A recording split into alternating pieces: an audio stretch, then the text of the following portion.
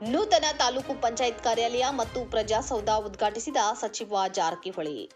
ಬೆಳಗಾವಿ ಜಿಲ್ಲೆ ಯರಗಟ್ಟಿ ತಾಲೂಕಿನಲ್ಲಿ ಮಾನ್ಯ ಲೋಕೋಪಯೋಗಿ ಸಚಿವರು ಹಾಗೂ ಜಿಲ್ಲಾ ಉಸ್ತುವಾರಿ ಸಚಿವರಾದ ಸತೀಶ್ ಜಾರಕಿಹೊಳಿ ಅವರಿಂದ ನೂತನ ತಾಲೂಕು ಪಂಚಾಯತ್ ಕಾರ್ಯಾಲಯ ಮತ್ತು ಪ್ರಜಾಸೌಧ ಉದ್ಘಾಟನೆ.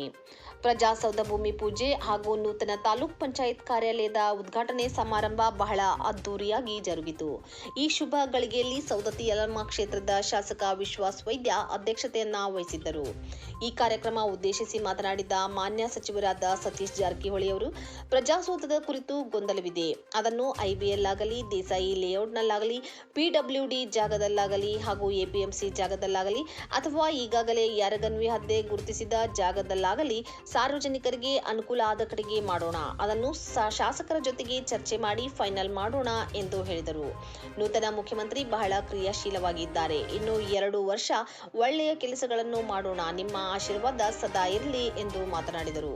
ಈ ಸಂದರ್ಭದಲ್ಲಿ ಎಂಎಲ್ಸಿ ಚನ್ನರಾಜ ಹಟ್ಟಿಹೊಳಿ, ಫಕೀರಪ್ಪ ಹದ್ದಣ್ಣವರ್, ಸೌದತ್ತಿ ದಂಡಾಧಿಕಾರಿಗಳಾದ ಮಲ್ಲಿಕಾರ್ಜುನ್ ಹೆಗ್ಗಣ್ಣವರ್, ಯರಗಟ್ಟಿ ತಾಲೂಕು ದಂಡಾಧಿಕಾರಿಗಳಾದ ಎಂವಿ ಗುಂಡಪ್ಗೋಳ, ತಾಲೂಕು ಪಂಚಾಯತ್ ಕಾರ್ಯನಿರ್ವಾಹಕ ಅಧಿಕಾರಿ ಆನಂದ್ ಬಡಕುಂದ್ರಿ, ಕ್ಷೇತ್ರ ಶಿಕ್ಷಣಾಧಿಕಾರಿ ಎಎ ಖಾಜಿ ಮುಂತಾದವರು ಉಪಸ್ಥಿತರಿದ್ದರು.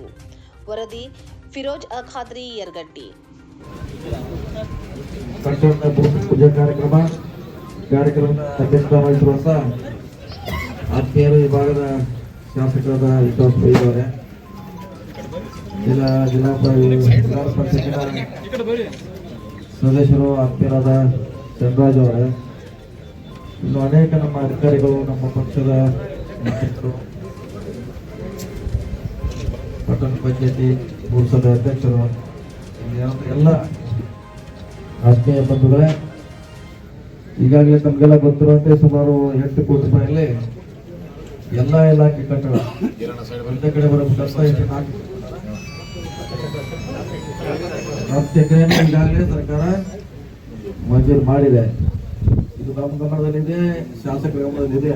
ಅನಾನುಕೂಲ ಆಗಬಾರ್ದು ಅನ್ನೋದು ಅವರು ಚಿಂತನೆ ಮಾಡ್ತಿದ್ದಾರೆ. ನಾವು ಸಾಂಕೇತಿಕವಾಗಿ ಪೂಜೆ ಮಾಡಿದ್ದೀವಿ. ಅದು ಎಪಿಎಂಸಿಯಲ್ಲಿ ಕೂಡ ಜಾಗ ಇದೆ. ಅವ್ರು ಪರ್ಚೇಸ್ ಮಾಡಬೇಕಾ, ನಮ್ಗೆಲ್ಲ ಕಟ್ಕೊಡ್ಬೇಕಾ, ಇಲ್ಲ ಅಲ್ಲೇ ಹೋಗ್ಬೇಕಾದ್ರೂ ಕೂಡ ಇನ್ನೂ ನಮ್ಮ ಜೊತೆ ಚರ್ಚೆ ಮಾಡ್ತೀವಿ. ಸುದೀರ್ಘವಾಗಿ ಮಾಡಿ ಸಾರ್ವಜನಿಕರಿಗೆ ತೊಂದರೆ ಆಗಬಾರ್ದು. ಆದರಿಂದ ನಾವು ನಿರ್ಣಯನ ತೆಗೆದುಕೊಳ್ತೀವಿ. ಯಾಕಂದ್ರೆ ಸರ್ಕಾರ ಉದ್ದೇಶ ಹೆಂಗಿದೆ ಅಂದ್ರೆ ಒಂದೇ ಕಡೆ ಇರ್ಬೇಕಲ್ಲ. ಅದಕ್ಕಿಂತ ಅದಕ್ಕೆ ಮಿನಿ ವಿಧಾನಸೌಧ ಅಂತೀವಿ, ಸೌಧ ಅಂತೀವಿ, ಹಲವಾರು ಹೆಸರುಗಳಿದ್ದ ಉದ್ದೇಶ ಒಂದು ವ್ಯಕ್ತಿ ಹೋದ್ರೆ ಅಲ್ಲಿ ಅವನಿಗೆಲ್ಲ ಕೆಲಸ ಒಂದೇ ಊರಿನಲ್ಲಿ ಒಂದೇ ಪ್ಲಾಟ್ಫಾರ್ಮ್ ಆಗಬೇಕಂತ ಸರ್ಕಾರದ ಉದ್ದೇಶ ಇದೆ.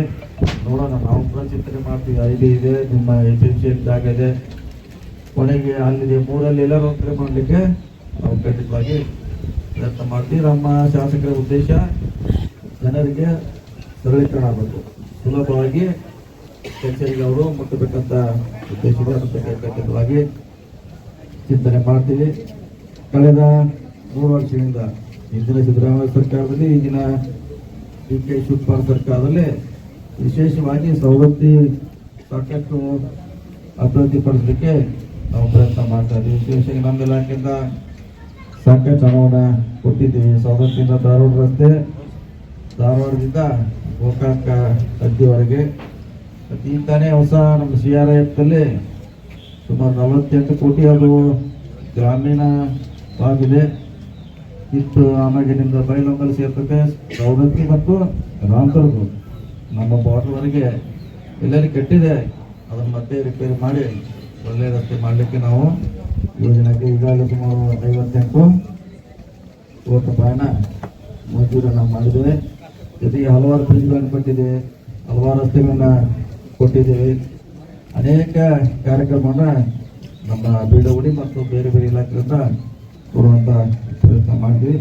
ಇನ್ನೂ 2 ವರ್ಷಗಳಲ್ಲಿ ಬಹಳಷ್ಟು ಕೆಲಸ ಮಾಡಲಿಕ್ಕೆ ಶಾಸಕರ ಜೊತೆ ನಾವು ಕೂಡ ಪ್ರಯತ್ನ ಮಾಡ್ತೀವಿ.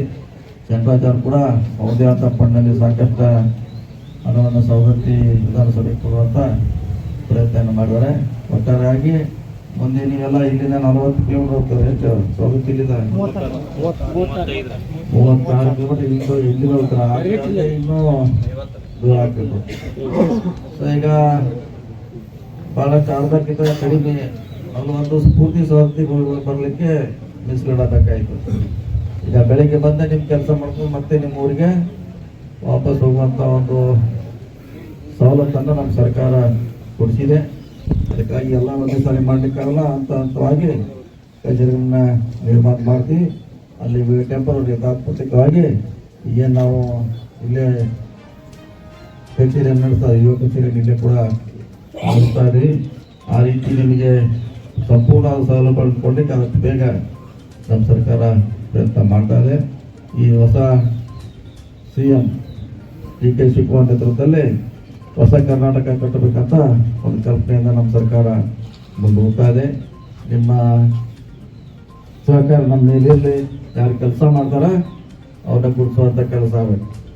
ಯಾರು ನಿಮಗೆ ಮನೆ ಬಾಗಿಲು ಬಂದು ನಿಮ್ಮನ್ನ ಕೆಲಸ ಮಾಡ್ತಾರ ಅಂಥವ್ರನ್ನ ಗುರುತಿಸ್ಬೇಕು. ಅವ್ರಿಗೆ ಸಪೋರ್ಟ್ ಮಾಡುವಂಥ ಪ್ರಯತ್ನ ಆಗಬೇಕಂತ ನಮ್ಮಲ್ಲಿ ಕಳಕಳಿನ ವಿನಂತಿ ಮಾಡಿಕೊಂಡು ಬರೋದ್ರಿಂದ ಇನ್ನು ಹಲವಾರು ಕನಸಿದೆ. ನಮಗೆ ಸವಲತ್ತು ಇರ್ಬೋದು, ಬೈರಂಗಲ್ ಇರ್ಬೋದು, ಬೆಳಗಾವಿಯಲ್ಲಿ ನಮ್ಮದೇ ಸರ್ಕಾರ ಒಂದು ಕನಸಿದೆ. ಇದನ್ನು ಅತ್ಯಂತ ಶರವೇಗದಲ್ಲಿ ನಾವು ಅಭಿವೃದ್ಧಿಪಡಿಸ್ಬೇಕಂತ ಎಲ್ಲ ಶಾಸಕರು ಕೂಡ ನಾವು ಪ್ರಯತ್ನ ಮಾಡ್ತಾ ಇದ್ದೀವಿ. ನಿಮ್ಮ ಸಹಕಾರ ಅಂತೇಳಿ ನಮ್ಮ ಮಾತು ನಮಸ್ಕಾರ.